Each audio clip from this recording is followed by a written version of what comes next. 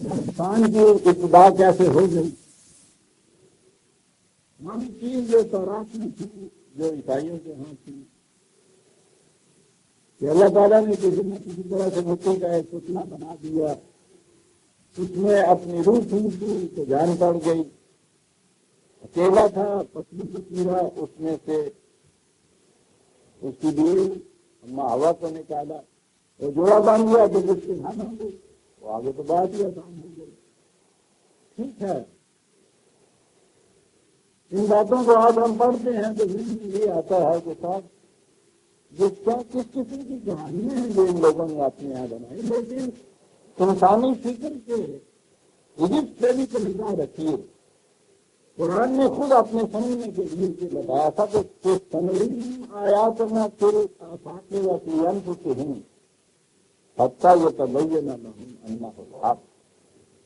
یہ ٹھیک ہے کہ عربی زبان کا یہ قرآن ہے، اس سے بھی اس نے زور دیا ہے۔ یہ ٹھیک ہے کہ تصویر آیات سے بھی وہ مطابق کو واضح کرتے ہیں، لیکن ایک تیسری شخص بھی تو اس کی اثر ہے کہ ہم اس خارجی کائنات میں اور خود انسان کی نفسیاتی دنیا کے اندر جو چیزیں حقائق پوشیدہ ہیں وہ ہم باہر لاتے چلے جائیں گے، وہ باہر آتے چلے جائیں گے، بے حجاب ہوتے چلے جائیں گے، انکشافات ان کا ہوتا چلا جائے گا، اور جن ان کا انکشاف ہوگا قرآن کے حقائق اسی شکل میں زیادہ وضاحت سے بے نقاب ہوتے چلے جائیں گے۔ یہ تیسری شرط جو ہے انسان کی علمی سطح سے متعلق ہے، اور انسان کی علمی سطح کی کیفیت یہ ہے کہ یہ اس میں تحقیقات انکشافات کے ذریعے سے ریسرچ کے ذریعے سے آگے بڑھتا چلا جاتا ہے۔ انسان کی علمی سطح ہر دور میں پچھلی سطح کے اوپر ایک گڈھا اور رکھا ہوا ہوتا ہے، اور یہ دیوار اونچی ہوتی چلی جاتی ہے۔ غار کے زمانے کے انسان کے بیچ اور آج کے زمانے کے انسان کے بیچ یہ کہنے کو تو دونوں انسان ہی ہیں، لیکن آپ دیکھیے تو یہ دونوں جو ہے ایک دوسرے کے فرق ہی نظر نہیں آتے، ایک نو کے فرق میں نظر نہیں آتے۔ یہ کیا فرق ہے؟ یہ علمی سطح کا فرق ہے۔ تو قرآن نے خود یہ بتائی تیسری چیز کہ انسان کی علمی سطح جس قدر بلند ہوتی چلی جائے گی تو ہر علمی تحقیق اس کا انکشاف قرآن کی کسی حقیقت کی تائید کرتا چلا جائے گا یا اس کی وضاحت کرتا چلا جائے گا، یعنی وہ بات سمجھ میں آتی چلی جائے گی۔ لہذا آج سے 1000 سال پیشتر کا انسان جو تھا اس دور میں انسان کی علمی سطح آج کے مقابلے میں بہت سخت تھی۔ وہ اسی چیز میں اتفاق کر سکتے تھے کہ جو آ رہی تھی، اور ہماری بدقسمتی یہ تھی کہ وہ چیزیں آئیں ہماری طرف ان کتابوں سے کہ جن میں تحریف ہو چکی ہوئی تھی، جن میں انسانی خیالات مل چکے تھے، مخلوط ہو چکے تھے۔ یہی تورات ہے بنیاد اصل میں ہمارے ہاں تو، اور تورات ہی یہ کتاب اس زمانے میں وہاں تھی ہر والوں کے سامنے جس سے وہ لے سکتے تھے، تو اس کی وجہ سے یہ قصہ یہ لیا گیا جس شکل میں یہ مشہور ہے، اور اسی شکل میں یہ سامنے آیا۔ ہماری اس بات میں بنیادی غلطی یہ ہوئی کہ ہم نے کسی ایک دور میں سمجھے ہوئے قرآن کریم کو حرف آخر سمجھ لیا کہ بس یہ سمجھا گیا، اور اس سے آگے تو اب سمجھا جا سکتا نہیں۔ اور اس بنیادی غلطی کی پھر بنیاد اس چیز پہ تھی کہ وہ جو کچھ ان سمجھنے والے مفسرین نے اپنے طور پہ لکھا اسے یہ نہیں کہا کہ ہم نے ایسا سمجھا ہے، اس کی تائید میں کوئی نہ کوئی روایت وہاں درج کر دی۔ یہ روایات خود وہی تھی۔ اب جو بات آگے چلی تو جو کچھ انہوں نے کہا تھا اپنے دور کی علمی سطح کے مطابق، وہ عقیدے کی روح سے وہ بات کہہ دی گئی کہ رسول اللہ صلی اللہ علیہ وسلم نے ایسا فرمایا ہے۔ اور جب کسی مسلمان کے سامنے یہ بات آئے کہ حضور نے یہ فرمایا ہے، سوال ہی پیدا نہیں ہوتا کہ اس کے بعد ذہن میں یہ بات بھی آئے کہ میں اس سے الگ سوچ بھی سکتا ہوں یا کچھ اور کہہ بھی سکتا ہوں، یا معاذ اللہ اس سے بہتر کچھ کہا بھی جا سکتا ہے۔ یہ جو آگے سوچ کے دروازے تھے وہ اس بات میں بند کیے ہیں۔ یہ بہت بڑا المیہ اور حادثہ ہے آپ کی امت کے ساتھ جو گزرا ہے کہ جو پہلی تفسیر آپ کے سامنے مخصوص شکل میں موجود ہے صبری کی، اس میں انداز یہ اختیار کر لیا گیا اور یہی چیز تھی کہ جو روز بن کے کھڑی ہو گئی کہ وہی لاکھ دنیا ادھر کی ادھر ہے، وہی سنگ در ہے، وہی اپنا سر ہے، ہم اس سے مزید کسی قسم کی سوچ کو ہم نے دخل ہی نہیں دینے دیا اس کے بعد۔ اور یہی چیز آج مشکل کی چیز ہے کہ جہاں کوئی آپ اس قرآن کے متعلق ہی کوئی علمی بات کیجیے تو اعتراض اس سے یہ نہیں ہوتا کہ علم کی بارگاہ سے یہ بات غلط ہے جو تم کہتے ہو، ہوتا یہ ہے کہ جو کچھ اسلاف کہتے چلے آئے یہ اس کے خلاف ہے۔ اسلاف بھی تو پیغمبر نہیں تھے، لیکن اسلاف نے جو کہا ہے اس کی بنیاد پیغمبر کے قول کے اوپر بذا میں پیش کر دی گئی، حالانکہ وہ قول پیغمبر نہیں ہے۔ تو یہ جو چیز آ رہی ہے اس کا ابلیس و آدم نے دی، ابھی تو معلوم نہیں انسان کی اس علمی تحقیق نے کہاں تک لے جانا ہے، لیکن میں سمجھتا ہوں کہ آج بھی جس سطح تک یہ پہنچی ہے، نظر آتا ہے کہ قرآن نے اس قصے کو جو اتنی بار دہرایا ہے یہ بڑا ہی اہم قصہ ہے جیون میں۔ اب اس کی اہمیت بڑی نمایاں طور پہ سامنے آنی شروع ہوئی۔ عالم آفاق میں جو کچھ ہے، خارجی کائنات جسے آپ فزیکل ورلڈ کہتے ہیں، باہر کی، اس کے متعلق بھی بہت سے حقائق ایسے آئے کہ جن سے قرآن کی حقیقتیں یا دعاوی ثابت ہو کے سامنے آتے چلے جائے، لیکن یہ بات تقریباً 300-400 سال سے شروع ہوئی ہے۔ خارجی کائنات کے متعلق سائنٹیفک ریسرچ یورپ میں شروع ہوئی، ہمارے ہاں کا دور تو مدت ہوئی ختم ہو گیا تھا، لیکن یہ پھر بھی ایک عرصہ سے شروع ہوا۔ قرآن کے بہت سے حقائق ہیں جس کا تعلق انسان کی نفسیات سے ہے، اس کی سائیکالوجی سے ہے، اور یہ سائیکالوجی جو ہے اگرچہ اب بھی اس نے سائنسی اہمیت کو اختیار نہیں کی، لیکن اس کے متعلق ریسرچز ابھی ریسنٹلی شروع ہوئی ہیں، لیکن جو ریسنٹلی بھی شروع ہوئی ہیں عزیزان من، عجیب و غریب چیز ہے کہ وہ ساری تحقیق کا رخ اس پہ جا رہا ہے جسے میں کہوں قرآن کے الفاظ میں کہ یہ قصہ ابلیس و آدم کیا ہے۔ آپ حیران ہوں گے سن کے میں کیا کہہ رہا ہوں۔ ساری ریسرچز اس کے اوپر ہو رہی ہے کہ یہ ابلیس کیا ہے، بغیر نام لیے ہوئے، اور عجیب و غریب چیزیں ان کے ریسرچ کی آ رہی ہیں جو میں سمجھتا ہوں کہ جنہیں معلوم بھی نہیں شاید کہ قرآن کیا ہے، شاید انہوں نے کبھی دیکھا بھی نہ ہو، میں نہیں کہہ سکتا، لیکن ان کے ہم کی تحقیق میں یہ آتا نہیں ہے۔ تحقیق جہاں پہنچ رہی ہے وہ قرآن کے کسی نہ کسی اس ایسپیکٹ کی تصدیق کر رہی ہے جس میں اس نے بتایا ہے کہ ابلیس کیا ہے، اور یہ بڑی اہمیت اختیار کیا چلا جا رہا ہے مسئلہ۔ یہ ابلیسیت کا مسئلہ جو ہے سائیکالوجی کا بنیادی موضوع آج بن گیا ہوا ہے۔ جانے آپ حیران ہوں گے یہ سن کے۔ میں نے بھی سن کے اپنی استعداد و فرصت کے مطابق قرآن کو اسی طرح سمجھا ہے، جہاں میں نے قرآن کی لغات لکھی ہے، جہاں میں نے قرآن کا مفہوم لکھا ہے، جہاں میں نے تجویز کی ہے قرآن کی اتنی جلدوں کے اندر، وہاں اس کے ساتھ ساتھ جو تحقیق ہوتی چلی جا رہی ہے سائیکالوجی میں خاص طور پر، وہ بھی میرے پیش نظر رہتی ہے۔ اس کے بغیر قرآن سمجھ میں نہیں آ سکتا۔ اور یہ جو تحقیق اب آ رہی ہے سائیکالوجی میں، جس میں یہ ان لوگوں نے یہ بتایا ہے کہ انسان جسے کہتے ہیں اس کی فطرت کیا ہے، اس کی نفسیات کیا ہے، اس میں جو چیزیں سامنے آ رہی ہیں اس میں بات سمجھ میں آ رہی ہے کہ یہ ابلیس و آدم کا قصہ ہے کیا، اور پھر پتا چلتا ہے کہ صاحب یہ لاراج انسان کا کلام نہیں ہو سکتا۔ 1400 سال پیشتر کسی انسان کے ہیتا فکر میں یہ آ ہی نہیں سکتا تھا۔ ہمارے پاس تو ہسٹری ہے، فلاسفی کی ہسٹری تو ہمارے پاس 2500 سال سے چلی ہوئی آ رہی ہے، وہ تو اس طرح ہمارے پاس محفوظ چلی ہے، اس میں کسی کے ذہن میں وہ بات نہیں آئی جو قرآن کہہ گیا، اور جو آج کا سائیکالوجسٹ کہہ رہا ہے، سائیکو اینالسس ساتھ ہوتی ہے کہ یہ ہے چیز صاحب آنکھیں روشن ہو جاتی ہیں۔ میرے پاس ایک کتاب کے سامنے نہ لے ریسنٹ جو آئی کہ یہ ہے کیا قصہ۔ پہلے تو قرآن کی آیتوں کو کچھ صاف لیجیے، بات صاف ہوگی، اور میں پھر آخر میں بتاؤں گا کہ کیا کیا ریسرچز ہو رہی ہیں اس بات کے لیے تو یہ بات کیا ہے دراصل؟ وَإِذْ قُلْنَا لِلْمَلَائِكَةِ اسْجُدُوا لِآدَمَ فَسَجَدُوا إِلَّا إِبْلِيسَ، وہ بات آدم آدمی بات صاف ہوگی، کوئی پرٹیکولر انڈیویجل نہیں، کوئی فرد نہیں، آدمی کی داستان ہے، انسان کی داستان ہے۔ ملائکہ یہ خارجی قوتیں ہیں کائنات میں جو خدا کے امر کو تدبیری شکل دے کے بروئے کار لا رہی ہیں۔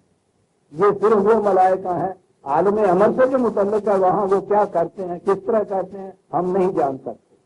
عالم خلق میں یہ جو خدا کی یہ تخلیق کردہ قوتیں کس طرح کار فرما ہوتی ہیں، یہ ہے وہ قانون آپ کے ہاں جس کو آپ قانون فطرت کہتے ہیں، نیچرل لا کہتے ہیں۔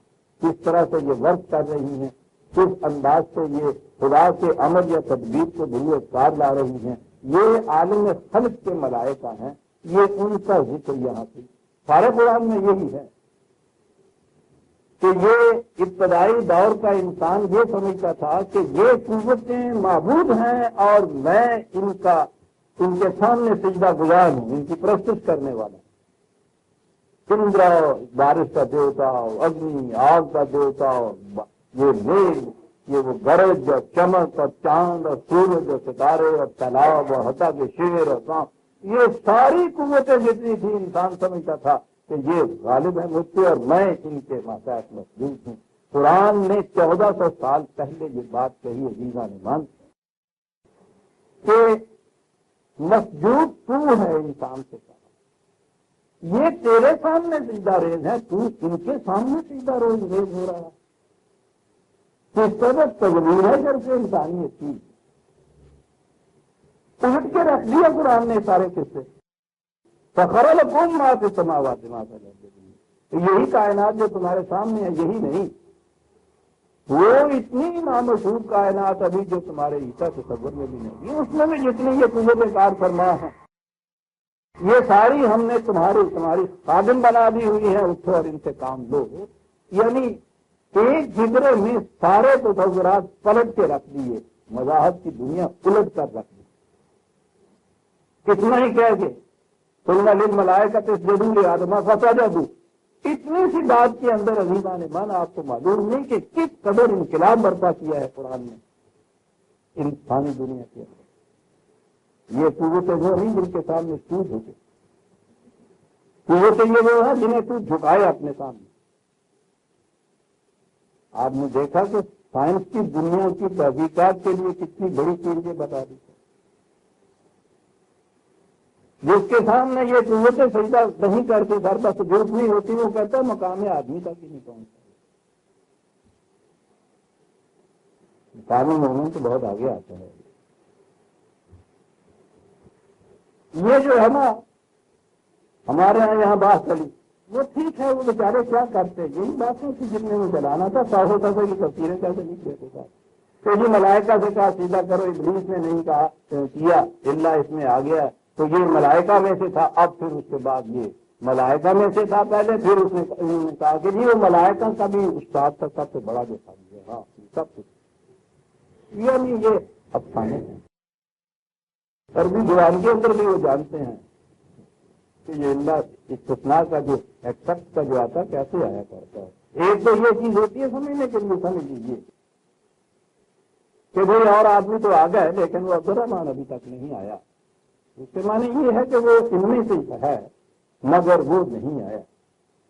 اور ایک انداز یہ ہوتا ہے کہ سب جو بلائے گئے تھے مہمان ان میں سے مرد تو آ گئے لیکن عورتیں نہیں آئیں، تو یہ نظر آ گیا کہ یہ مرد جو ہیں یہ ان میں سے نہیں ہے، یہ دوسری ہے۔ اس کے لیے بھی نظریہ لیکن آیا ہے نا، وہ اس میں سے نہیں ہوتا، وہ دوسری نہ ہوتی ہے، وہ ہے اللہ، یہ ملائکہ میں سے نہیں ہے۔ یہ ملائکہ کہ جن کو مسخر کر دیا، سوال ہی نہیں ہے کہ ان سے انہیں کہے خدا کو سجدہ کرو اور وہ سجدہ نہ کرے، یہ ان میں سے نہیں ہے۔ اب پتہ چلتا ہے کہ یہ کیا ہے، لیکن بہرحال ہماری بات سے اسی پہ چلی کہ یہ اللہ جو ہے اس کے معنی کیا ہے، تو یہ وہ ہے کہ یہ ان میں سے نہیں ہے، یہ کچھ اور ہے، بات آگے چلے گی۔ کالا اسجد لمن خلقت طین، یہ ایک چیز آئی ریزننگ۔ قرآن نے کہا ہے دوسری جگہ کہ پوچھا کہ کیوں نہیں سجدہ کیا، تو اس نے کہا کہ میں دیکھتا ہوں کہ اس کو تین سے پیدا کیا گیا ہے، میری فطرت نار کی ہے اور نار افضل ہوتی ہے، میں اس کے سامنے کیوں جھکوں۔ ایک اس نے ریزن دیا ہے اس کے لیے، منطق کی بات کی۔ اور ہمارے ہاں اگلی بات یہ چل پڑی تھا، ان کے ہاں تو مذہب میں ریزننگ جو ہے یہ تو حرام ہے شرع کے اندر، عقل سے تو نہیں کام دیا جاتا۔ تو دلیل یہ دی جاتی ہے ہمارے ہاں اس بات کے لیے کہ عقل مردود ہے کہ اولا من کہا تھا ابلیس، سب سے پہلے جس نے ریزن دیا تھا کسی بات کے لیے وہ ابلیس تھا، لہذا آپ جو بھی ریزن دے گا آپ کے ہاں وہ ابلیس ہوگا، بات ختم ہوگی۔ یہ بات آپ نہیں جانتے کہ جو اس نے یہ ریزن دیا، میں بتاؤں گا یہ کیا چیزیں ہیں قرآن جو کہہ رہا ہے۔ یہ ٹھیک ہے کہ تین کے معنی گیلی مٹی ہوتا ہے، انسان کی تخلیق کے سلسلے میں قرآن نے جو سلسلہ ارتقاء بیان کیا ہے اس میں ٹھیک وہ سائنس کی تحقیق کے مطابق ہے کہ سب سے پہلے ان کا آرگینک میٹر، یہ مٹی پتھر جس میں جان نہیں ہوتی، یہ تخلیق ہوا۔ اس کے بعد وجالنا مائق اللہ شاید ہے، یہ پانی کا وجود الگ تھا، اس میں پانی ہے جس میں زندگی کی نمود اس سے ہوتی ہے، پانی مٹی کے ساتھ ملا۔ ساری تحقیق یہ ہے کہ پہلی زندگی کا جرثومہ یہ جوہروں کے کنارے کے اوپر جو گیلی مٹی ہوتی ہے، یہ سائنس کی تحقیق ہے عزیزان من کہ اس گیلی مٹی سے وہ جو فرسٹ لائف سیل جو ہے وہ وہاں پیدا ہوتا ہے، وہ ہے جسے قرآن تین یا سیدھے معلوم کہتا ہے۔ اس اعتبار سے بایولوجیکلی تو یہ چیز ہے جہاں ڈارون پہنچا تھا، لیکن عربوں کے ہاں یہ عجیب کون تھی، یہ لفظ تینت تو آپ نے سنا ہوگا، بڑا بد تینت واقعہ ہوا ہے، بد فطرت کے معنی میں لیتے ہیں نا اسے، وہ یہی تین تو ہے، پتہ نہیں یہ کون کیا بنا، اس تین سے انہوں نے تینت بنائی اور یہ جبلت یا انسٹنکٹس کے معنی میں استعمال کیا، بین ہی اس معنی میں آج کا سائیکالوجسٹ اسے استعمال کر رہا اور بات یہ چلا رہا ہے کہ انسان کی تینت کیا ہے، جسے پھر انسان کی فطرت بھی کہا گیا، جبلت بھی اسے کہا گیا۔ یہ وہ ہیں الفاظ جو ہمارے ہاں بھی مروت ہیں، انسٹنکٹس کہا گیا۔ میں ابھی بات بتاؤں گا آگے چل کہ یہ کیا ہے، ساری بات اس پہ چل رہی ہے کہ یہ انسان کی خلقت کی جو تین قرآن نے کہا ہے، یہ تینت کیا ہے، اور اس نے کیوں کہا تھا کہ تینت اس کی ایسی ہے کہ جس کے سامنے میں نہیں جھک سکتا۔ اسے میں نے کہا ہے نا کہ آپ جبلت کہہ لیجئے، فطرت کہہ لیجئے، قرآن نے تو انسان کی فطرت سے انکار کیا، فطرت مجبور کی ہوتی ہے، صاحب اختیار کی فطرت کچھ نہیں۔ اس پہ بھی آج متفق ہیں آپ کے ہاں کے سائیکالوجسٹ کے کہ انسان کی فطرت کچھ نہیں ہے۔ تینت کا مسئلہ زیر غور ان کے ہے، میں یوں یہاں بیان کرتا ہوا چلا جاؤں گا، جب یہ آیتیں ختم ہوں گی تو وہاں پھر کروں گا کہ یہ کیا انکشافات اور کیا باتیں آج چل رہی ہیں حقیقت میں، عجیب و غریب دنیا آج پیدا ہو رہی ہے عزیزان من، اسی قصہ ابلیس و آدم کے اوپر مضبوط جو ہو۔ ابلیس کیا ہے، قال ارأیتک ھذا الذی کرمت علیہ، کیا انداز، ذرا دیکھیے تو صحیح۔ یہ اب عام الفاظ میں اگر کہیے تین کو تو مٹی کا بات ہمارے یہاں کہا کرتے تھے، مٹی کا بات، اور مجھے کہا جا رہا ہے کہ اس کے سامنے سجدہ رہے گا، عجیب چیز آئے گی یہ تحقیق آپ کے سامنے سائیکالوجی، کیا شے ہے جو یہ نہیں، جو یہ آئے گی بحث کے ان دونوں میں سے واقعی واجب و تکریم کون سی چیز، آپ کے الفاظ میں آدم ہے یا ابلیس ہے، ان کے الفاظ میں میں آگے بتاؤں گا آپ کہ اس کا ریزن ہے یا اس کی جبلت ہے، کہا کوئی بات نہیں، ٹھیک ہے، ہمیں اس کی وجہ سے دھتکار دیا. لَئِنْ أَخَّرْتَنِي إِلَىٰ يَوْمِ الْقِيَامَةِ لَأَحْتَنِكَنَّ ذُرِّيَّتَهُ إِلَّا قَلِيلًا. صرف اتنی سی چیز مانگتا ہوں مولت آپ کہ جب تک یہ آدم رہے کر رہے اس کے اوپر اس وقت تک کے لیے مجھے بھی زندگی بخشی جائے. یہ نہ ہو کہ جہاں میں ذرا اس کو دباؤں لگوں نیچے گرانے تو پتہ لگے کہ لگی ہے پٹھ لگی ہے کہ میرا گلا میں روڑ دے. یہ تو آپ کے بس میں ہوگا نا تو میرے دے رہی ہے گل ہوئی کھیل دے نہ ہوئی میرے برابر برابر آن دے یہ پنجابی میں بات آئی آن دے نردیا نوان برابر چھوڑ دے اس کی ضروریت کو بھی مجھے بھی چھوڑ دے. شرط یہی ہے کہ جب تک یہ ہو اس وقت تک. کیا بات ہے. یعنی اب یہ چیز ہوئی ہے کہ جب تک انسان آدمی موجود ہے یہ جو چیز ہے ابلیس والی اب کہ یہ چیز میں کہہ رہا ہوں آئے گی آپ کے سامنے یہ سائیکالوجسٹ کی کہ یہ ہے وہ چیز آدم کے وجود کے ساتھ ہی ہے.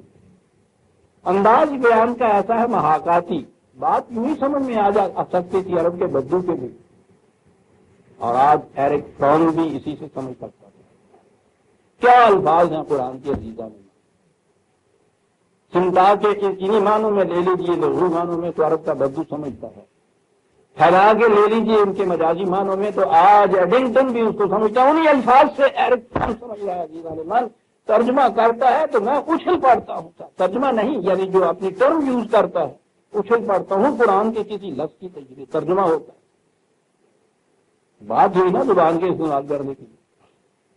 اور پھر آگے جو چیز تھی کرمتا علیہ میرے مقابلے میں واجب التکریم کہا کہ یہ چھوڑ دو. وہ لفظ جو میں اطلاع کرتا ہوں وہ یہاں آیا ہے لأحتنکن چھوڑ دے مجھے بھی برابر سرابر اس کے ساتھ. اور اس کے بعد پھر دیکھ کے میں اس کی نسل کے ساتھ کرتا کیا ہوں اور کرتا کیا ہوں میں نے بار بار سمجھایا ہے. آج پھر اس کو دوہرا دوں.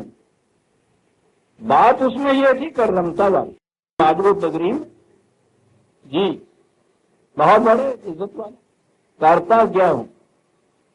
بات تو اتنی کہنی تھی کہ رشتہ ہے در گردنم افگندہ دوست میں برا دہار جا کے خاطر خواہی ہو. میری گردن میں تو اس نے ایک تاغا باندھ دیا ایک زنجیر باندھ دی ہے. میں اس کا غلام ہوں محکوم ہوں جہاں جہاں جی چاہے یہ لیے پھرے. یہ میرے پس جذبات جو ہیں ان کی زنجیروں میں جکڑے ہوئے چلا جا رہا ہوں جہاں یہ لے جائیں مجھ کو. لیکن لفظ استعمال وہ کر گیا ہے کیونکہ کرمتا وہاں کہ ایسی شکل پیدا ہو کہ یہ لیے بھی پھرے اور لیے پھرنے کے اندر اتنا تذلیل کا پہلو ہو کہ ایک لفظ میں بات سمجھ میں آ جائے کہ ذلت کے ساتھ لیے پھرنا جو ہے اس کے کیا معنی ہے. کرمتا جو لفظ آیا اس کے مقابل میں وہ لفظ اور میں استعمال کر دوں کہ وہ کیا کہتے تھے پھر آپ کو شاید یاد ہی ہوگا نہ یاد ہو تو دوہرا دوں اس کو. ایک تو کوتل گھوڑے کو بھی آپ لیے پھرتے ہیں اتنے کا گھوڑا نہیں ہوگا جتنے کا اس کے سامان اور زین اور سامان ہوتا ہے.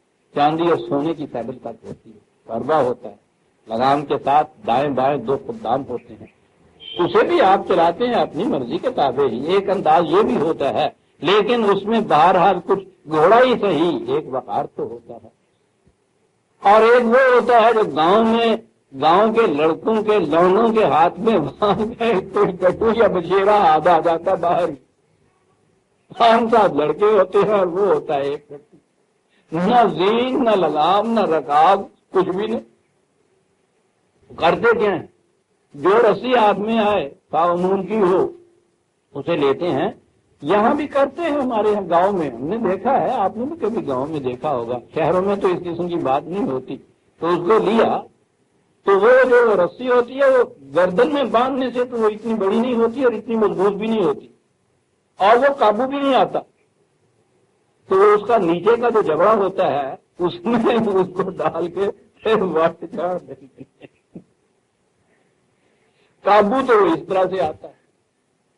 لیکن آپ دیکھیے کہ اس کے بعد جو اس کو پکڑ کے جو اس کا حشر کرتے ہیں اس کے اندر آپ دیکھیے کہ یہ کتنا صاف تذلیل کا پہلو ہوتا ہے چلانے میں.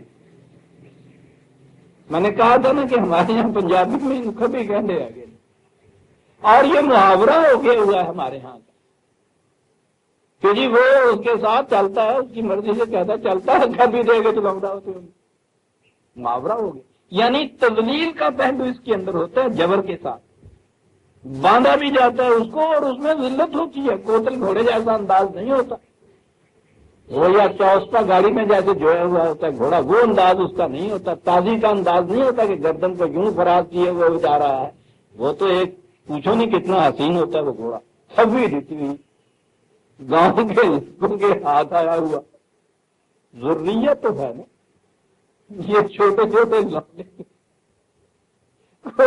تو یہ اس کی کیفیت ہوگی، اور مونج کی دوں گا اسے کبھی، اور پھر دیکھو کہ کتنے ایسے پھر میں تگڑی کا ناچنا چاہتا ہوں۔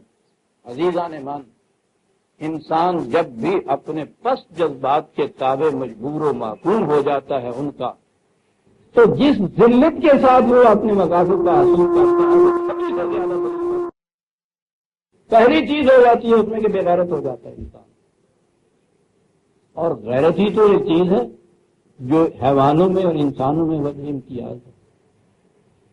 حیوان میں تو غیرت کا سوال نہیں ہوتا، یہ انسان کے اندر ہوتا ہے، اور جب یہ اپنے پست جذبات کا محکوم ہو جاتا ہے تو غیرت بھی اٹھ جاتی ہے، ابھی میں بتاؤں۔ اور پھر جو جس حد تک یہ ذلیل ہوتا ہے، ایک لفظ لا آہتانے کرنا ذریت، تو دیکھ پھر میں کس طرح سے اس کو کبھی دیکھنا چاہتا ہوں، چھوڑ کالا صاحب ہاں ٹھیک ہے، دوسرے مقام پہ آ کے ہاں تم بھی منتظرین میں سے ہو، یہ بھی ہوگا، تمہیں بھی چھٹی دی جاتی ہے، اسے بھی چھٹی دی جاتی ہے، جاؤ، اور اس کے بعد یہ فیئر پلے ہوگی، فاؤل نہیں ہوگی، ہم نہیں دخل لیں، دونوں کو چھوڑ دیا جائے۔ لیکن ابھی سے تمہیں بتا دوں، فمن تبع کا منہم فإن جہنم جزاؤکم جزاء موفورا، ٹھیک ابھی سے بتا، تو جو بھی اس راستے پہ چلے گا تیرے پیچھے پیچھے ان مفادات کے تابع غریب ہونا شروع ہو جائے گا، تو وہ اس کا لازمی نتیجہ جو ہے وہ جہنم ہے۔ آپ کو بتایا ہوا ہے کہ جہنم خود عبرانی زبان میں یہ ایک وادی تھی بیت المقدس کے گزاروں میں، جہاں ایک دیوتا تھا لوگ، اس کے حضور زندہ انسانوں کو جلا دیا کرتے تھے، اسے کہتے تھے وادی جہنم۔ یہ وہ لفظ ہے، وہ مقام جہاں انسانیت جلا دی جاتی ہے، جہاں انسانیت جلا دی جاتی ہے۔ کیا کیا کروں گا میں، بات ادھر سے ہی آ رہی ہے کہ ٹھیک ہے یہ کچھ کرے گا، اب ابلیس کس کس انداز سے کیا کرتا ہے اس کی انسانیت کو جلانے کے لیے، اسے اس طرح سے کھبی دے کے چلانے کے لیے کیا کیا حربے استعمال وہ کرے گا۔ اس سے پہلے یہ بات بھی ذرا نمایاں طور پہ سامنے نہیں آئی تھی، ہمارے اس دور میں تو یہ بات یوں نکل کے سامنے آ گئی ہے جیسے کہ ریڈیو پہ سے کوئی اعلان کر رہا ہو، پہلا لفظی ریڈیو کا ہے، وَاسْتَفْزِزْ مَنِ اسْتَطَعْتَ مِنْهُمْ بِصَوْتِكَ، ایک حربہ یہ ہوگا، اس نے کہا کہ نہ میں لشکر استعمال کروں گا، نہ گھوڑے دوڑا کے لاؤں گا، نہ کہیں سے فوجی لاؤں گا، نہ ان کے سامنے آؤں گا، کچھ نہیں، صرف آواز کے ذریعے سے تو دیکھ کے میں اس کا کیا حشر کرتا ہوں، اس شخص کا خالی آواز کے ذریعے۔ یہ آپ کے ریڈیو، یہ آپ کے ٹیلی ویژن، وہی آواز صبح کے وقت پھر چھت کے سامنے آتی ہے، کہیں ابلیس نظر نہیں آتا، لیکن قوموں کی قوموں کو تباہ کر کے رکھتی ہے اس آواز میں، عزیزان ایمان، بے صوت ہے، خالی آواز سے۔ یہ دور ہے جس میں یہ بات سامنے آ رہی ہے کہ آواز سے کیا کیا انقلاب پیدا کیا جائے، کس طرح قوموں کو جہنم رسید کر دیا جاتا ہے۔ کہا کہ جو ذرا سخت جان واقعہ ہوں گے ان کے لیے مجھے ضرورت آئے گی کہ وہ اجلب علیہم بخیل کا و رجل کا، ٹھیک ہے، ایسے اگر پروپیگنڈے کے ذریعے سے اگر وہ چیز نہیں تسلیم کرے گا، میری مرضی کے مطابق نہیں چلے گا، ضرورت ہوگی تو ٹھیک ہے فوج بھی لے آیا کروں گا، یہ کبھی کبھی ضرورت پڑے. پہلی چیز وہی ہے. فوج تو مستقل نہیں رکھی جا سکتی کہیں. یہ تو وقتی چیز ہے، ہنگامی چیز ہے، ایمرجنسی کی چیز ہے. اتنی سی چیز ہے کہ جب یہ چیز یوں قابو میں نہ آنے والی ہو تو قوت کے ذریعے سے قابو کیا جائے. تو ہمیشہ کے لیے قوت کے ذریعے کیسے قابو رکھا جائے اس کو کہا. اس کے لیے دوسری شکل ہوگی ہماری. اگلی بات یہ کروں کہ شارک ہوں فی الاموال، ان کی معیشت کو اتنا تباہ کر دوں گا کہ وہ محتاج ہو جائیں گے میرے اپنی روٹی کے لیے. فوج کی بھی ضرورت نہیں پڑے گی پھر بھیک مانگتے پھریں گے ہمارے پاس. کبھی تو یہ صورت ہوگی کہ وہ اس پیسے کے لیے ہی ہمارے پاس آئیں گے. کبھی ایسا میں کروں گا مخلوط قسم کی ایک اکانومی کر دیں گے کہ 49% تمہارے، 51% ہمارے. اور آئیے کہ ایک بہت بڑا پلان لگائیں، ایک بہت بڑا کنسرن پیدا کریں. شارک ہوں فی الاموال، باہمی مشارکت سے کنسرن لمیٹڈ ایک بنا دیا جائے. میں بھی اس میں اپنا پیسہ لگا دوں گا. شارک ہوں فی الاموال، ان کا پیسہ بھی اس میں لگا دوں گا. رکھوں گا دست غالب اپنا. اور پھر اس زور کے اوپر آپ دیکھیے کہ کیا کروں گا. یہ تو کروں گا ان کی موجودہ قوموں کے ساتھ، اور ان کی آنے والی نسلیں جو ہیں وہ اولاد ہیں، ان کو اپنے قابو میں رکھوں گا تعلیم کے ذریعے. ان کے قلب و اذہان ڈھل کے نکلے ہیں میرے قالب کے اندر. اولاد سے یہ کچھ کروں. کہا کہ وہ پھر جب یہ کچھ تھوڑی سی چیزیں تیری بے نقاب ہونی شروع ہو جائیں گی تو پھر فریب کیسے کھائیں گے. کہنے کہ وہ تو بڑا آسان ہے، اس کے لیے کوئی فریب دینا. وعید ہوں، وعدے پہ وعدہ دیے چلا جاؤں، کیے جاؤں گا برابر پھر برابر. تو یہ دوں گا وہ دوں گا.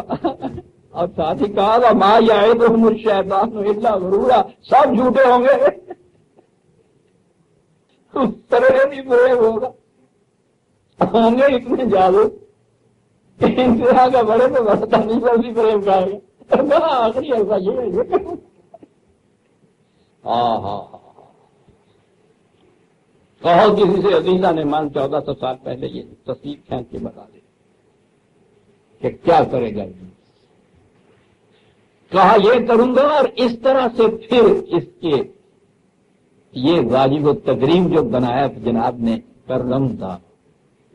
پھر دیکھو یہ ان حربوں سے کس طرح سے کبھی دیکھے اسے نچاتا نہیں. عزیزہ نے مان کے لیے تو ہمیں کسی دور جانے کی ضرورت ہی نہیں. اپنی حالت کافی ہے ہمارے. کس ذلت کا ناچ نہ کرے. اور ایسی سوچ کا بخت قوم کہ ان حربوں میں سے یہ نہیں کہ کوئی ایک ہی حربہ استعمال یہاں ہو رہا، یہاں تو سارے ہی حربے استعمال ہو رہے. ابلیس نے کون سا حربہ تھا جو چھوڑ دیا، یورش کر دیا. یہاں وہ بات جو میں نے آگے کہی. اب وہ بات آئی ہے جہاں میں نے کہا تھا کہ سائیکالوجی کی کیا چیز ہے، اور وہ یہ چیز ہے جہاں قرآن منفرد ہو کے آتا ہے. ابھی میں عرض کروں. کہا یہ ٹھیک ہے تم کر لو، بڑی قوتیں تباہی ہوں گی. سوال یہ پیدا ہوا کہ کیا انسان، سارے انسان ایسے ہوں گے کہ وہ جن کے اوپر یہ غالب آیا ہوا ہوگا، کوئی باقی نہیں سکے گا ان میں سے. یعنی یہ انسان ہونے کی حیثیت سے، ایک نو کی حیثیت سے دیمین، کیا وہ ایسا ہے کہ وہ ابلیس جو ہے اس کے اوپر اتنا غالب آ جائے، یا کوئی صورت ایسی بھی ہے انسان کے اندر کہ وہ اس کے باوجود ان کے اوپر غالب نہ آ سکے. یہ ہے اصل نقطہ جہاں میں نے عرض کیا کہ سائیکالوجی آج پہنچی ہے. جہاں پہنچی ہے میں ابھی عرض کروں. جہاں قرآن نے بات کہی ہے، پہلی بات تو میں نے کہی تھی نا کہ وہی یہ کہہ کہ کائناتی قوتیں جو ہیں آدم کے سامنے مسجود ہیں. آدم مسجود ہے ان کا. اس سے ایک انقلاب برپا کیا تھا قرآن نے. مقام آدم کائنات کے اندر جو دیا تھا بہت بڑا چینج تھا. یہ ایک دوسرا چینج سائیکالوجسٹ کے سائیکالوجی کا چینج ہے، ایک نفسیاتی چینج ہے. یہ وہ آفاقی چینج، نفسیاتی چینج یہ ہے جس کو بتایا ہے قرآن نے کہ یہ نہیں کہ انسان کی خلقت ہی ایسی ہے کہ وہ ہر انسان تیرے قابو آ رہے گا، تو اس پہ غالب رہے گا. یہ بات نہیں ہے. ان عبادی لیس لک علیہم سلطان، نہیں. عبادی تو اپنی معبودیت اختیار کرانا چاہتا ہے، نہیں اسے اپنی ابدیت اختیار کرنا چاہتا ہے. ٹھیک ہے. قرآن نے کہا ہے نا کہ ان لوگوں کی حالت کو بھی تم نے دیکھا جنہوں نے اپنے جذبات کو ہی اپنا الہ بنا لیا ہوا ہے. وہ تو وہ ہو گئے نا جنہوں نے اپنے ہی جذبات کو اپنا الہ بنا لیا، ابلیسی کو اپنا الہ بنا لیا. اور دوسرے ہیں عبادی، تو نہیں، جنہوں نے مجھے الہ تسلیم کر دیا. وہ جو مجھے الہ تسلیم کریں گے، میری معصومیت اختیار کریں گے، ان پر تیرا غلبہ نہیں ہوگا. بات یہ بتائی کہ انسان کے اندر یہ چیز موجود ہے کہ اگر وہ اس روش کو اختیار کر لے تو پھر ابلیس اس کے اوپر غالب نہیں آ سکتا. اور یہ ہے دوسرا انقلاب جو میں نے عرض کیا ہے. وہ کفا میں ربے کا وکیل. ٹھیک، وہاں پہنچ کے تو دیکھے گا اگر وہ عبادی ہو گئے تو اس کے بعد تم دیکھو گے کہ پھر یہ اس کے اوپر اعتماد و بھروسہ جو اتنا کافی ہوگا کہ تو غالب نہیں آ سکے گا. یہاں سے بات دیکھیے کہ کیا عیسائیت نے ایک تصور دیا کہ ہر انسانی بچہ پیدائش کے اعتبار سے گناہ گار پیدا ہوتا ہے، اپنے اولی ماں باپ کی معصیت کا، گناہ کا بوجھ اپنی پشت پہ لاد کے دنیا میں آتا ہے.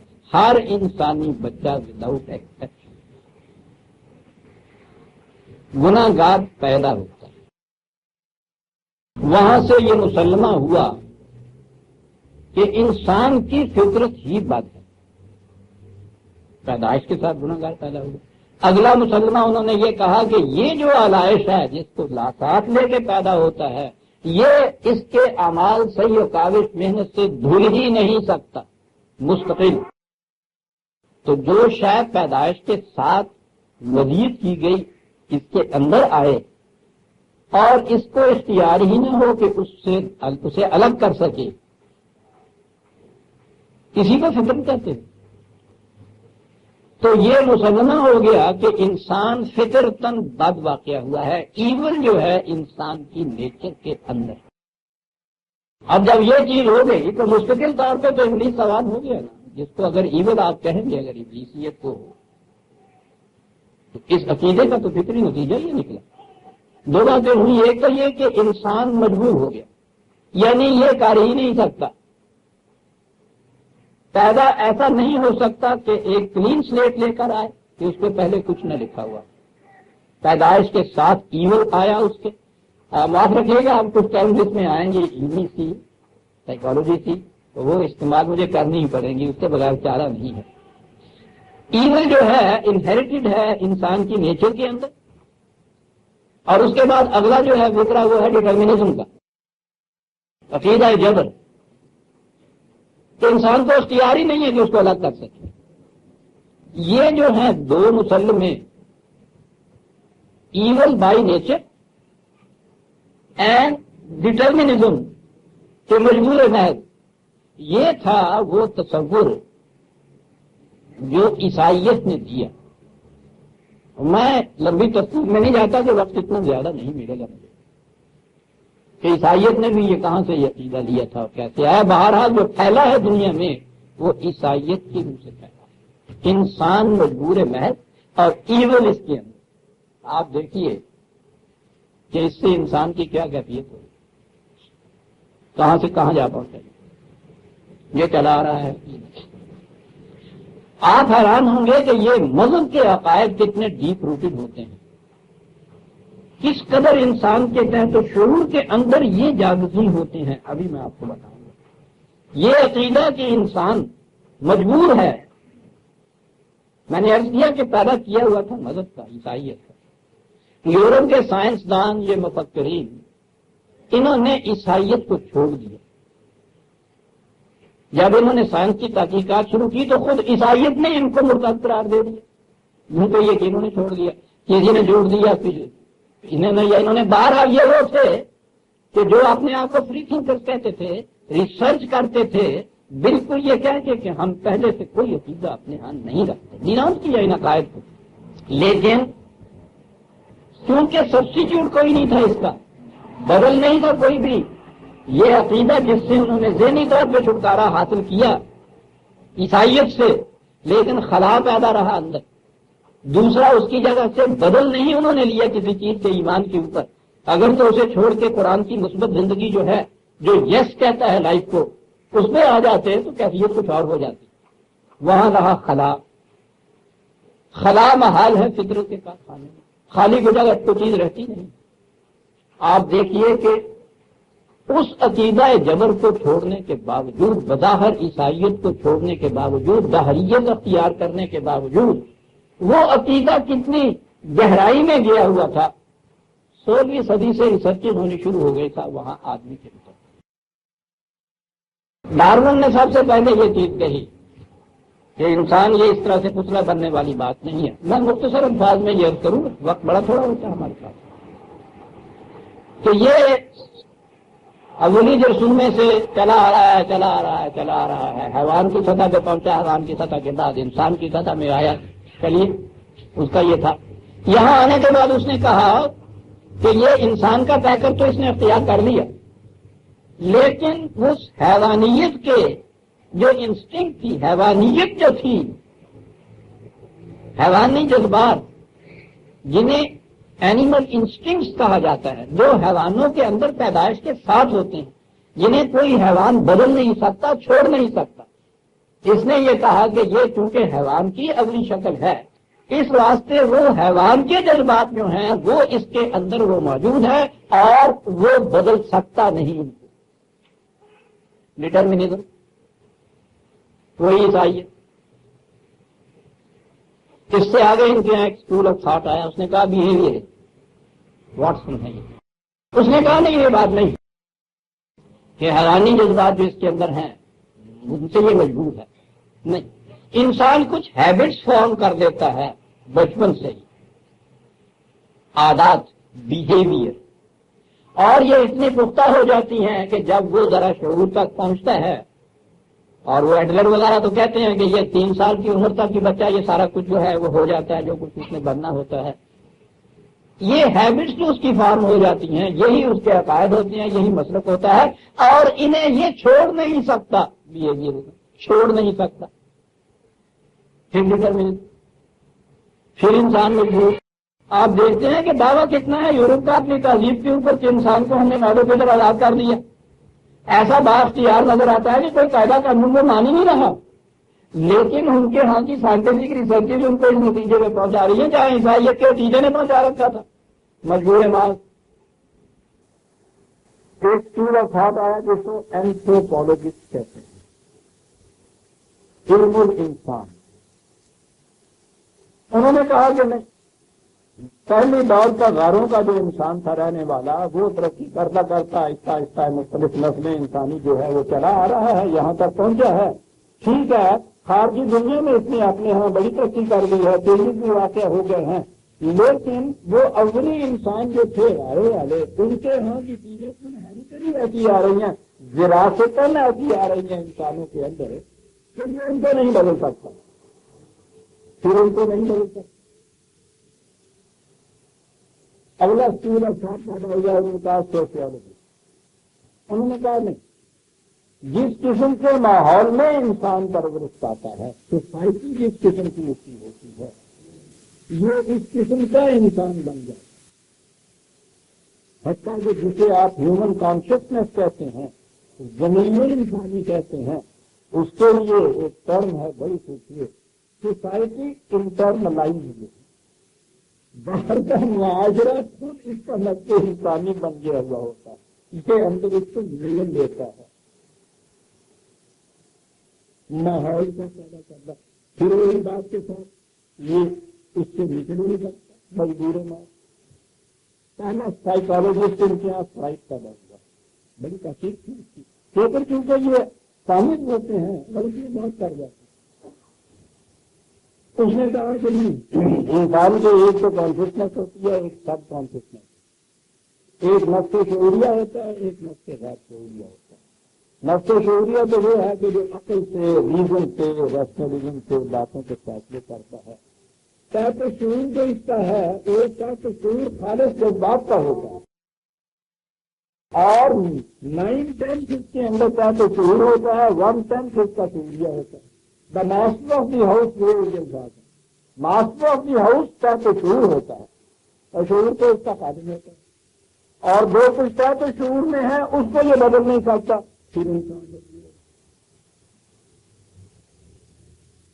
آگے آئے تو مارکسزم والا ہمارا مارکس نے یہ بات کہی کہ صاحب یہ سب غلط جو کچھ یہ کہہ رہے.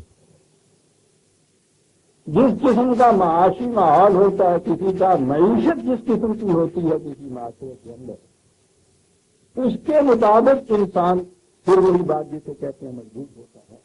اس کے مطابق انسان کا معاشرہ بنتا ہی اسی سے ہے. یہ خود اپنا معاشرہ نہیں بنا سکتا، اور ایک فرد کا خود کچھ بن جانا تو سوال ہی نہیں. کہا یہ معیشت کی تبدیلیاں کیسے ہوتی ہیں؟ کہتے یہ تو میں نہیں کہہ سکتا. ایک چیز اس نے کہی ہسٹوریکل نیسیسٹی. یہ تاریخ کا ایک نیسیسٹی، یہ فلسفے کی ٹرم ہے جس کے معنی ہوتے ہیں کہ تم کچھ ہی کر لو یہ ہوتے رہنا ہے. تو جب سوال یہ ہو گیا کہ تم کچھ ہی کر دو یہ ہوتے رہنا ہے، بیکاز یہاں تک پہنچی ہے ساری بھی کرتی. مجبور ناز، جب مجبور ناز ہوا کسی چیز کا بھی جو ہوا جس پہ اختیار اس کو نہیں ہے، ڈارون سے لے لیجیے اور مارکس تک آ جائیے، تو یہ جو سوال تھا ابلیس نے جو کہا تھا کہ تم دیکھو پھر میں کیا کرتا ہوں، تو وہ تو اسی نتیجے کے اوپر یہ سارا انہوں نے پہنچا دیا نا. قرآن نے یہ کہا تھا کہ غلط ہے، ان عبادی لیس لک علیہم سلطان. نہیں صاحب، انسان صاحب اختیار ہے، صاحب ارادہ ہے، مجبور نہیں ہے. یہ صاحب ارادہ. اور یہاں آ کے اس نے عزیزان من یعنی بساط الٹا کے رکھ دی ساری فکر انسانی کی. کہا تو مجھے کہہ رہے ہو مجبور. مجبور ہونے کا اعتراف ابلیس کرتا ہے. ابلیس اور آدم دونوں کو ایک حکم دیا گیا. ابلیس سے کہا گیا کہ اس کو سجدہ کرو، اس نے بھی انکار کی معصیت. آدم سے کہا گیا کہ لا تقربا هذه الشجرة، اس کے قریب نہ جانا، اس نے بھی اس سے انکار کیا. ابلیس سے پوچھا کہ تو نے یہ کیوں کیا؟ کہا کیا کہہ رہے ہیں عزیزان من؟ غور کیجیے گا، ایک ایک لفظ سے غور کیجیے گا، بڑی اہم چیز ہے. میں نے عرض کیا ہے نا کہ پہلی دفعہ یہ سائیکالوجسٹ کے نقطۂ نگاہ سے باتیں آئی ہیں. ابلیس سے کہا کہ تم نے کیا انکار کیا؟ کہنے لگے میں نے انکار کیا. کالا صاحب ماں اغویتنی، میں تو مجبور محض ہوں، تیرے حکم کے بغیر ذرہ نہیں یہاں ہل سکتا، پتہ نہیں ہل سکتا. صاحب مجھ میں اتنی بڑی قوت، تو نے مجھے گمراہ کیا ہے، میں تو نہیں خود اس کے لیے کرتا. تو کہا کہ مجبور اپنے آپ کو بتا رہا ہے، مجبوری کا نتیجہ جاؤ دھتکارے ہوئے برباد. اصلاح ہو ہی نہیں سکتی. جو اپنے آپ کو مجبور قرار دیتا ہے وہ اپنے کسی فیصلے اور عمل کی ذمہ داری قبول نہیں کرتا، اور جو ذمہ داری قبول نہیں کرتا اس کی اصلاح کی کوئی شکل ہو ہی نہیں سکتی. یہ جو کہتے ہیں نا ابدی طور پہ ارادہ درگاہ ہو گیا، یہ اہم فٹے نہیں کی گل کہی ہے، یا یہ نہیں کہ اللہ تعالیٰ کو بڑا غصہ آ گیا. اتنی بڑی یہ نفسیاتی حقیقت ہے کہ جو اپنی ذمہ داری کو قبول نہیں کرتا اور مجبور اپنے آپ کو یہ کہتا ہے، اس کی اصلاح ہو ہی نہیں سکتی. اصلاح اس کی ہوگی کہ جس سے غلطی ہو جائے تو وہ جب ذمہ داری کو قبول کرے، اس کے یہ معنی ہے نا کہ اس نے یہ قبول کیا کہ میں نے خود یہ غلطی کی تھی. اسی پہ ندامت ہوگی نا اس کو، اسی پہ اعتراض کرے گا نا. ابلیس نے یہ جواب دیا، اور یہی آدم کا بھی اعتراض ہے کہ اس سے جب کہا گیا کہ یہ کیوں یہ کیا، اس نے کہا کہ ربنا ظلمنا انفسنا وان لم تغفر لنا لنكونن من الخاسرین. میں نے خود اپنے آپ کے لیے ظلم کیا ہے، میں مجبور نہیں تھا، کسی اور نے مجھ سے نہیں کرا. میں ذمہ داری کو قبول کرتا ہوں، میں اعتراف کرتا ہوں اس بات کا، میں نے کیا ہے یہ. اور جب یہ ذمہ داری کو قبول کیا اور اعتراف ہوا کہ غلطی ہو گئی، اس کے ندامت آنکھ سے آنسو گرا. اور یہ وہ اس کے ندامت تھے جن کے لیے اس بات نے کہا کہ موتی سمجھ کے شان کریمی نے چن لیے قطرے جو تھے میرے عرق انفعال کے. ندامت کی وجہ سے پیشانی سے میرے جو پسینہ آیا ہے اس کی شان کرمی نے موتی سمجھ کے چن لیا ہے. اس کو کہا ٹھیک ہے آدم، اعتراف کیا ہے تم نے، ٹھیک تیرے لیے اصلاح کا راستہ ہم نے تب میری طرف سے فائنہ یاتی انکم منی ہدن فمن تبع ہدایا فلا خوف علیہم ولا هم یحزنون. خوف نہ کرو، حزن نہ کرو، کچھ بات نہیں، حزن نہ کرو، خوف نہ کرو. یہ کیا بات آ گئی؟ ایک اور بات آ گئی، بہت اہم بات آ گئی. یہاں آپ نے دیکھا عزیزوں نے من سے قرآن نے بسات روز کے رب کی ساری فکر کی. دنیا مذاہب ہو یا دنیا سائنس ہو، دونوں انسان کو مجبور محض قرار دیتے تھے. کوئی اور جذبات تھے کہ جن کو غالب قرار دے رہے تھے اس کے اوپر. قرآن نے آ کے انسان کو صاحب اختیار قرار لیا اور انہیں مجبور محض قرار دیا. پھر وہ بساط مٹ گیا. پہلے آپ نے دیکھا تھا نا کہ کیسے خارجی کائنات میں بساط الٹی تھی اس میں کہ خارج کی یہ کائناتی قوتیں تمہاری مسجد، تو تم مسجود ہو ان کے، یہ ساجد ہے. یہاں پہنچ کے اس نے پھر نفسیاتی دنیا کے اندر ایک تبدیلی پیدا کی کہ نہیں، انسان صاحب اختیار، یہ نہیں صاحب اختیار. اور اس کے اوپر ریسرچ کے شروع کہ یہ انسان کے اندر سے ہی جو ایون پھر نکلتا ہے، آتا ہے، یہ کیا چیز ہے، یہ کیسے آتا ہے. قرآن نے 2 لفظ استعمال کیے ہیں ابلیس کے لیے، ایک ابلیس اور ایک شیطان، ایک ہی کے لیے. اب تک یہ معلوم نہیں ہو سکتا تھا کہ یہ بات کیا ہوئی. عربی زبان کے روح سے ابلیس کے معنی فرسٹریٹڈ، مایوس ہو گیا، اور شیطان کے معنی اگریسو، بس پھر وہ دھاندلی کے اوپر آنے والا جسے آپ کہتے ہیں. بظاہر یہ جو چیزیں بات کی نظر آتی ہے، مایوس سے بڑا افسردہ کا ہوتا ہے. قرآن نے اس ایک کے لیے جس کا ذکر کرتا چلا آتا ہے، یہ انسان کی نفسیات کا ذکر ہو رہا ہے. عزیزان ایمان، ابلیس بات کھڑا ہوا نہیں ہے جس کی باتیں ہو رہی ہیں، آدم کا ہی ذکر ہو رہا ہے. ڈسپیئر یا فرسٹریشن، ایک روح، اور اس کا اگلا نتیجہ ایگریشن. یہ سارا مسئلہ یہ ہے انسان کی طبیعت.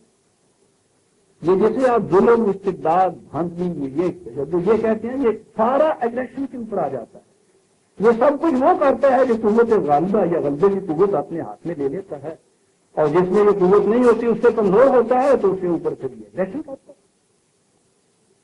یہ جو ایگریسونیس ہے انسان کے اندر، جس کا نتیجہ ڈسٹرکٹیونیس ہوتا ہے، تخریب ہوتا ہے. ہر ایگریشن کا نتیجہ جو ہے وہ تخریب ہوتا ہے، ہمیشہ توڑتا ہے، پھوڑتا ہے، پاگل ہو جاتا ہے انسان اس کے اندر. پہلے وہ باہر کی دنیا کو توڑتا پھوڑتا، انسانوں کو توڑتا پھوڑتا، اور جب انتہا ہو جاتی ہے مایوسی کی، خودکشی کر کے اپنے آپ کو توڑتا. ابلیس اور شیطان، مایوسی اور استیلا، غم، ایگریشن، جامع. یہ زبان زیادہ منجی ہو گیا ہے، میری زبان ایگریشن بڑا جامع تھا جس میں ڈسٹرکٹیونیس. یہ جو چیز ہے قرآن نے ابلیس کے لیے 2 لفظ استعمال کیے. آپ حیران ہوں گے کہ اب سائیکالوجسٹ جو ہیں وہ ایک برانچ آ گئی سائیکالوجی کی جو ایگریشن کے اوپر تحقیق کر رہی ہے. کہ انسان کے اندر یہ کیا یوں پیدا ہوتا ہے، اسی کا نام ایول رکھا ہے جی انہوں نے. اور عجیب چیز انہوں نے بتائی ہے کہ جہاں بھی آپ کسی قسم کا ایول آپ کہیں گے، آپ دیکھیں گے کہ وہ ایگریسونیس اس میں ہوتی ہے، ایگریشن ہی ہوتا ہے، شکل اس کی کچھ بھی کیوں نہ ہو. تو اسی کو ایول انہوں نے کہا ہے، شر جسے کہا کہ یہ جو انسان کے اندر ہے یہ کیسے پیدا ہوتا ہے، کیا یہ چیز ہے. ان کے ہاں کا ایک اسکول پیدا ہوا ہے، ڈالرڈ ایک سائیکالوجسٹ ہے، حال ہی میں ہے، ابھی وہ زندہ ہے. اس نے ایک تھیری ان کے ہاں دی تھی، اور وہ جو تھیری یہ تھی، the existence of frustration always leads to some form of aggression. جہاں مایوسی ہوتی ہے وہ ایگریشن کی کوئی نہ کوئی شکل اختیار کر لے. ابلیس اور شیطان. اور پھر بڑی عجیب اس نے کہا، اس نے کہا یہ ہے، حیوانات سے شروع کیا انہوں نے ریسرچ کرنے، اور وہاں سے یہ کہا کہ اگر آپ آزادی اتنی دیتے چلے جاتے ہیں کسی کو کہ وہ اپنے مقاصد کے بروئے کار لانے کے لیے مایوس نہیں ہوتا، وہ یہ نہیں دیکھتا کہ کوئی اب راستہ میرے سامنے رہا ہی نہیں ہے. اگر اس کے سامنے کوئی راستہ بھی آپ کھلا رکھیں گے تو وہ کبھی ایگریشن پہ نہیں اتر سکتا. وہ اس وقت ایگریشن پہ اترتا ہے جب آپ تشدد کے ذریعے سے سارے راستے امیدوں کے بند کر دیتے ہیں اس کے اوپر. اور یہ وجہ ہے جو قرآن نے مایوسی کو کفر قرار دیا ہے. وہ یہ ایک اسکول آف تھاٹ ہے جو اس کے اوپر ریسرچ کر رہا ہے. The existence of frustration always leads to some form of aggression. دیکھتے ہیں کہ پھر یہ سارا قصہ کیا نکلا درمیان. Frustration, aggression. لا خوف علیہم تو قرآن نے کہا باہر کے خطرات کے لیے، ولا ہم یحزنون، فرسٹریٹڈ نہیں ہوں. معاشرہ وہ ہوگا جس میں کوئی شخص اپنے آپ کو مجبور لہذا مایوس نہیں پائے گا. ان عبادی لیس علیہم سلطان، یہ ہے وہ میرے بندے جن پہ تیرا کوئی قابل نہیں. ابلیس نے ریزن دیا تھا، کہا تھا نا کہ کیوں تو نے ایسا کیا. اس نے کہا کہ صاحب اس کو تم نے تین سے پیدا کیا، مجھے نار سے پیدا کیا. بظاہر یہ ریزن تھا. اس کے اوپر بھی بات شروع ہوئی ہے ان کے. آپ حیران ہوں گے کہ کس قسم کی یہ کون سے باتیں سمجھاتے ہیں. وہ کہتے ہیں کہ ایک ریشنل ریزننگ ہوتا ہے، ایک ارریشنل ریزننگ ہوتا ہے. آج یہ پچھنا ڈائی جانے لگی کہ بات کوئی معقول سوچتے نہیں، اس کے باوجود اعتراض نہیں کرتا کہ ہاں صاحب ٹھیک ہے تم جو کہتے ہو. نہیں، وہ کچھ نہ کچھ صحیح تو رہ جاتا ہے. بظاہر اپنے آپ کو دھوکہ دے رہا ہوتا ہے کہ میں ریزننگ کر رہا ہوں، ریشنلی گفتگو کر رہا ہوں. یہ در حقیقت بخار ہوتی ہے ابلیس کی اندر سے جو اپنے آپ کو جسٹیفائی کر رہا ہے. قرآن نے یہ کہا کہ بات تو یہ تھی کہ وہ اپنے جذبات کو سیٹسفائی کر رہا تھا، جواب ریشنلی دینے کی کوشش کر رہا تھا. وہ ہے نا منطقی جواب اس کا. ریشنل ریزننگ اس کو آج کی اصطلاح میں کہا کہ یہ اس ریزننگ کے بعد پھر یہ کیا ہوا. تو وہاں کہا ہے کہ میں کیوں اس کو سجدہ کروں، میں چاہوں یہ نیچے ہے ریزن کی بنا پہ یہ بات کہتا ہے، میں کیوں کروں یہ سب کچھ. اور اس کے بعد وہ یہ کہتا ہے کہ صاحب میں نے کہا کہ یہ تو نے مجھے گمراہ کیا. تو متضاد باتیں ہیں نا آپس میں. قرآن کہتا ہے کہ جو ارریشنل ریزننگ کرتے ہیں، جب اس کے بعد یہ بات سامنے آ جاتی ہے نتیجے سے یہ واضح ہو جاتی ہے کہ بدبختی ہے ایسا، ان کے پاس کوئی جواب نہیں ہوتا سوائے اس کے کہ پھر وہ اپنے آپ کو مجبور ظاہر کرنے کا کہ نہیں صاحب بات اصل میں یہ تھی، میں واقعی اس وقت تو یوں ہی باتیں کر رہا تھا. بات اصل میں یہ ہے بھائی کہ مجھے اس نے کہہ دیا تھا تھانے دار، کہ اگر تو نے وہاں سچ بول دیا تو الٹا لٹکا دوں گا تمہیں. بات یہاں ہوتی ہے. پھر اس کے بعد وہ اس کے پاس کوئی پناہ گاہ نہیں ہوتی بجز اس کے کہ وہ اپنے آپ کو مجبور رہا. یہ جو پہلا اس کا ریزننگ تھا یہ اس قسم کا ریزننگ تھا کہ وہ حقیقت میں ریشنل نہیں تھا. وہ اس لیے کہ جو معقول ریزننگ دیتا ہے آخر تک وہ یہ نہیں کہتا ہے کہ نہیں صاحب بات یوں نہیں تھی، معقول بات ہے، اس کے اوپر وہ کہتا ہے کہ بالکل ٹھیک بات تھی. وہ اس لیے کہ وہ معقولیت کے میدان پہ پوری اترتی چلی جاتی ہے. اس قسم کی ریزننگ جو ہے جب وہ معقولیت کی میدان پہ پوری نہیں اترتی تو کوئی جواب اور ہوتا نہیں سوائے اس کے کہ پھر انسان اپنے آپ کو مجبور رہا. یہ جو ہے نا ابلیسیت کی یہ چیز کہنی کہ میں تو مجبور محض تھا، تو نے مجھے یہ کچھ کرایا، کہا کہ یہ اس کا فالس ریزننگ تھا جس کے بعد یہاں آ گیا.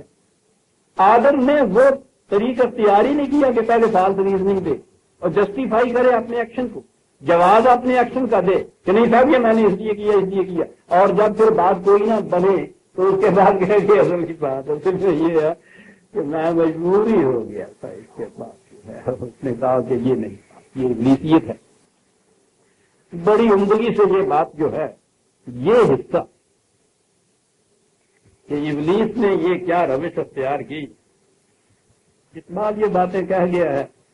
ہماری بدقسمتی ہے کہ وہ شعر میں باتیں کہہ کے گیا ہے. قرآن کی فراست نے اس کو پہنچایا ہوا تھا اس بات. ضرب کلیم میں ایک نظم ہے تقدیر اس کا عنوان ہے. اگرچہ یہ تھاٹ وہ کہتا ہے اقبال کے ابن عربی سے لیا ہے اس نے، لیکن مجھے معلوم ہے ابن عربی ذرا اس سے مختلف ہے. اس نے بڑے حسین انداز میں یہ بات کہی ہے. ضرب کلیم کی یہ نظم ہے 42 صفحے کی پر. ابلیس کہتا ہے خدا سے کہ اے خدائے کن فکان مجھ کو نہ تھا آدم سے بیر، تجھ سے میں نے بیر کیا کرنا تھا بیچارے نے. وہ زندانی نزدیک و دور و دیر و رود، وہ تو مجبور ہے میں اس کا تھا. میرے لیے تو یہ باعث ذلت تھا کہ میں اس کو اپنا مد مقابل سمجھ کے اور اس سے یہ دشمنی کرتا. حرف استکبار تیرے سامنے ممکن نہ تھا، میں نے مجھے تکبر کی بات کی ہے. ہاں مگر تیری مشیت میں نہ تھا میرا سجود. وہ بات دماغ آئے تھا. یزداں کہتا خوبصورت انداز ہوتا ہے اقبال کا دیوانے من بات کہنے کا. خدا اس سے کہتا ہے کہ کب کھلا تجھ پر یہ راز کہ میری مشیت میں ہی تیرا یہ سجدہ کرنا نہیں تھا، تو مجبور تھا. کب کھلا تجھ پر یہ راز، انکار سے پہلے یا بعد؟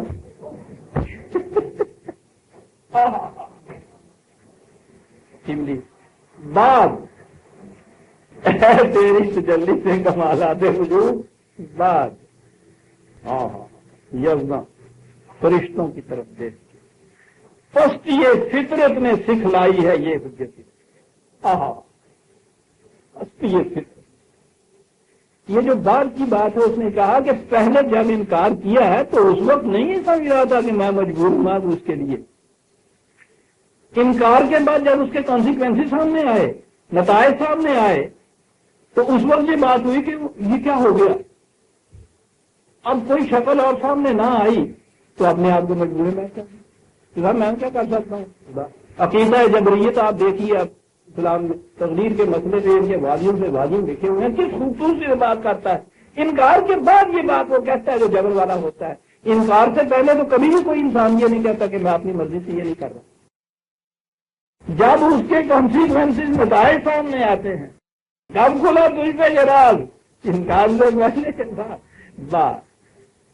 اے تیرے پستی یہ فرشتوں کی طرف دیکھ کے پستی فطرت نے سکھلائی ہے یہ حجت سے. کہتا ہے تیری مشیت میں نہ تھا میرا سجود. دیکھیے عزیزان من کیا شعر ہے.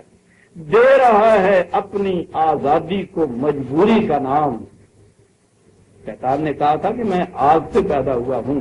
مصرع ملازہ فرمائیے، ظالم اپنے شعلہ سوزاں کو خود کہتا ہے دودھ، دھواں اپنے شعلہ سوزاں کو دھواں کہہ رہا ہے. دیکھا آپ نے کیا انداز ہے اس شخص کی بات کرنے کا؟ یہ ہے وہ چیز کہ انکار تو کرتا ہے اپنی ارادے سے، اپنے فیصلے کے بعد، جب اس کے بعد نتائج سامنے آتے ہیں تو جسٹیفائی کر نہیں سکتا، تو پھر اس کے بعد وہ ڈھونڈتا ہے عافیت کہیں۔ عافیت فوائد کیا کہ جبریت کے عقیدے کے اندر ملے، ڈٹرمنزم میں ملے، کہیں اور نہیں مل سکتی۔ یہ ہے وہ چیز اس نے کہا کہ جو عیسائیت نے اختیار کی، یہ ہے وہ چیز جو ڈٹرمنزم کا عقیدہ سارے یورپ کے اندر پھیل گیا، اور ان کے سائنس کے ریسرچز نے ان کو یہاں تک پہنچا دیا۔ مجبور محض، مجبور باز، مجبور محض، بہرحال انہی کے ہاں سے اب علم آگے بڑھا، انہی کے ہاں سے یہ سائیکالوجسٹ آگے بڑھے اور نیا اسکول آف تھاٹ پیدا ہوا۔ اب اس لائن پہ ریسرچز ہو رہی ہیں، ان میں سر فہرست نام آتا ہے امریکہ سے سائیکالوجسٹ کا بڑا عظیم شخص ہے ایرک فرام۔ اس کی لیٹسٹ کتاب پچھلے سال یہ آئی تھی، اور عجیب کتاب، دی اناٹمی آف ہیومن ڈسٹرکٹیونیس۔ کتاب کا نام آپ بلا کہ انسان تخریب پہ کیوں اترتا ہے، اس کی وہ کہتا ہے اناٹمی، تشریح الابدان کی طرح یوں کر کے رکھ دیا، واقعی یوں کر کے رکھ دیا۔ تو بڑی محنت کی ہے اس نے، پہنچا کس نتیجے کے اوپر ہے؟ کتاب تو بہت بڑی۔ آخری باب کے چند الفاظ، سوال یہ تھا کہ کیا انسان فطرتاً بدبخت کیا ہوا ہے؟ اس کے مقابلے میں دوسرے کہتے تھے نہیں، فطرتاً نیک واقعہ ہوا۔ قرآن یہ کہتا تھا، جس کا مفہوم اقبال نے بیان کیا ہے کہ عمل سے زندگی بنتی ہے، جنت بھی جہنم بھی۔ یہ خاکی اپنی فطرت میں نہ نوری ہے نہ ناری۔ انسان کلین سلیٹ لے کے پیدا ہوتا ہے، میدان صحیح و عمل سامنے ہوتا ہے، اختیار و ارادہ دیا گیا ہے، نہ فطرت کی کوئی قوت ایسی ہے جو اس سے بالا ہو، جس کے تابع یہ آئے، نہ اس کے اندر کوئی چیز ایسی ہے تو جس کے اوپر یہ غالب نہ آ سکے اپنے ایمان کی قوت کی روح سے۔ عبادی یہ ہے قوت اس کے اندر، ایک میری ابدیت اختیار کرنے کی قوت، مجھ پہ ایمان لانے کی قوت۔ اس سے یہ چیز پیدا ہوتی ہے کہ یہ مجبور نہیں رہتا، یہ بااختیار انسان بنتا ہے۔ کہا ہے اس نے ایرک فرام نے، ڈبل ایم سے ہے یہ فارم، یہ جرمن ہے، جرمن کا کوئی نام ہوگا، یہ یہاں آ کے بچ گیا ہوا ہے۔ یہ شخص کتاب کا نام ہے the anatomy of human destructiveness. کہتا ہے ان بریف، آخر میں یہ ہے، the statement human nature is evil is not a bit more realistic than the statement human nature is good. دونوں ہی ان میں کوئی بھی ریئل نہیں ہے۔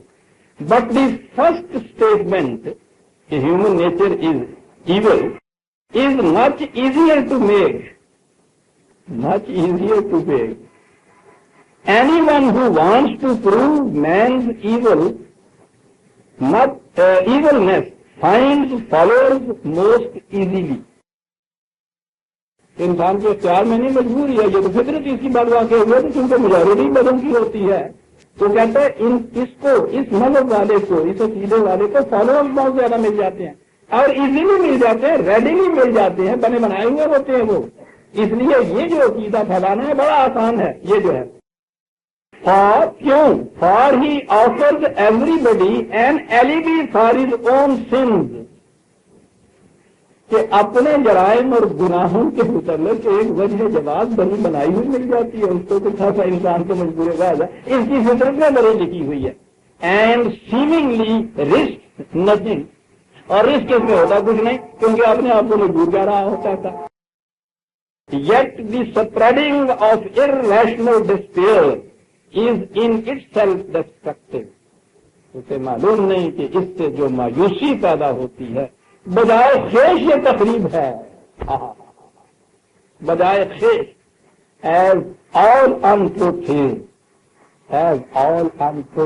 destructive، جس طرح ہر باطل تقریبی ہوتا ہے، باطل کے معنی تقریب ہیں عزیزان من، جس طرح ہر باطل تقریب ہوتا ہے، یہ چیز کہ مایوسی کا عقیدہ، جو جبریت کا عقیدہ پھیلانا، مایوسی کا عقیدہ پھیلانا، یہ اسی قسم کی ایک انٹروتھ ہے، اس لیے destructiveness. It discourages and confuses. کیا الفاظ ان کے ہوتے ہیں. حوصلوں کو بھی پست کر دیتا ہے اور سوچنے کی قوت میں بھی غفلت پیدا کرتا ہے, کنفیوژن پیدا کر دیتا ہے. preaching irrational faith or announcing false messiahs is hardly less destructive. It seduces and then paralyzes.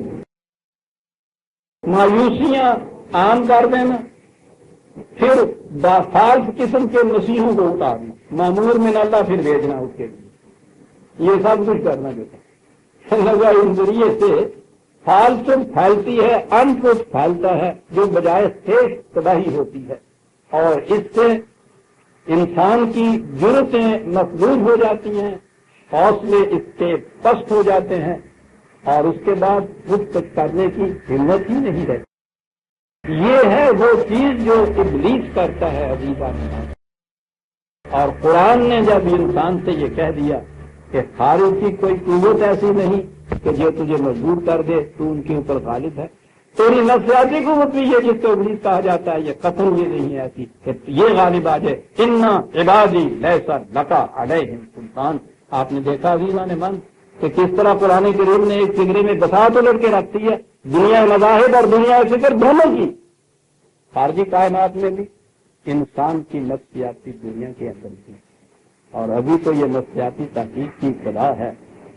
میرے ذہن میں ہے اللہ تعالیٰ نے اگر زندگی اور فرصت دے دی تو اس ابلیس کے اوپر تو میں سائیکولوجیکلی نفسیاتی نقطۂ نگاہ سے بتاؤں گا کہ قرآن نے یہ کانسیپٹ کیا پیش کیا ہے. بڑا بنیادی کانسیپٹ ہے عزیزان من, یہ ابلیس و آدم کی جو کشمکش قرآن نے بتائی ہے, یہ انسان کے اندر کی جبر اور اختیار کی جو عقیدے کی چیز ہے اس میں کشمکش ہے جو اس نے بتائی ہے کے اندر.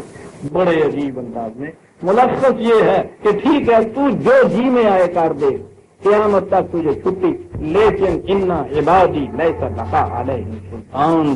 انسان کے اندر ایک چیز یہ ہے, اور وہ ہے اس کے ایمان کی قوت, کہ جب وہ آتی ہے اس کے اندر پھر ابلیس کی کوئی قوت کارگر نہیں ہوتی, غالب نہیں آ سکتی, کیونکہ ایسا انسان مایوس نہیں ہوتا. کفا دیتا ہے وکیلا. خدا کا اتنا کامل اعتماد بھروسہ اس کے ہاتھ میں آ جاتا ہے, لن فسام لہا, جو کبھی ٹوٹتا ہی نہیں ہے. عزیزان من, جو رسی ٹوٹے ہی نہیں تو اس سے مایوسی کیسے پیدا ہو جائے گی. تھوڑا سا وقت میں نے زیادہ بھی لیا, بڑا اہم موضوع تھا عزیزان من, اور آج ہی کہاں ختم ہوگا. ابلیس, اب آپ نے دیکھا کہ ابلیس و آدم کی داستان دہرائی کیوں ہے قرآن نے اتنی بار. یہ کسی آدم کے پتلے کا اور ایک شیطان کا قصہ ہے نہیں عزیزان مان, یہ تو بہت بڑی گہری نفسیاتی کشمکش جس کی طرف لے آیا ہے. اور اب اس میں ریسرچیں شروع ہوئی ہیں, وہاں ریسرچیں شروع ہوئی ہیں عزیزان مان. لیکن علم تو کہیں بھی ہو عزیزان مان, وہ اپنا یا بیگانہ نہیں ہوتا. علم ایک حقیقت ہوتی ہے جو ہر انسان کے لیے وہ ہوتی ہے. سوال یہ ہے کہ اس سے فائدہ کون ہوتا ہے. میں نے تو اس طرح سمجھا عزیزان مان, ربنا تقبل منا, وہی آئے, وہی ایک اسی آیت پہ ہم رہے ہیں. ربنا تقبل منا انک انت السمیع العلیم.